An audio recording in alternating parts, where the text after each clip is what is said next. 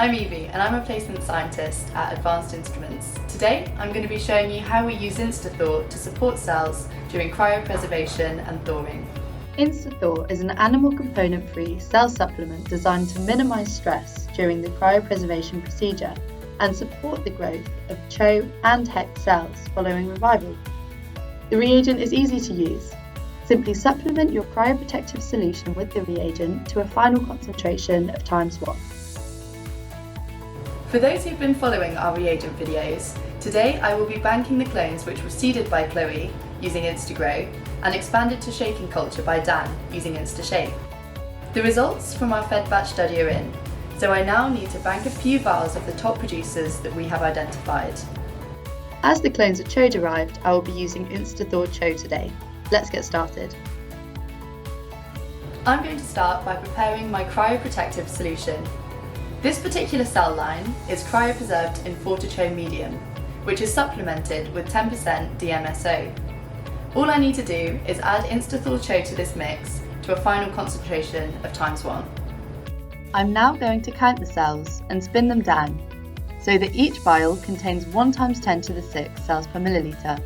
When it comes to reviving the bank vials, I will again use InstiTHAW CHO to help the cells recover following revival. Without this reagent, we typically have to wait an additional few days for the cell viability to recover enough to start our experiment. So that you can appreciate how InstiTHAW CHO supports the cells, here is an internal study which I would like to share with you. We tested several conditions in this study. The first included cells which were banked and thawed with InstiTHAW. Our second condition consisted of cells banked under standard conditions and thawed into medium supplemented with InstiTHAW. Next, cells were banked with InstiTHAW and thawed under standard conditions. Finally, cells were banked and revived in the absence of InstiTHAW to provide a negative control for the study. For all conditions, cells were banked at 1 × 10⁶ cells per milliliter. Following revival, the viability and viable cell density of the cells was assessed on day 6 to determine how the cells had fared.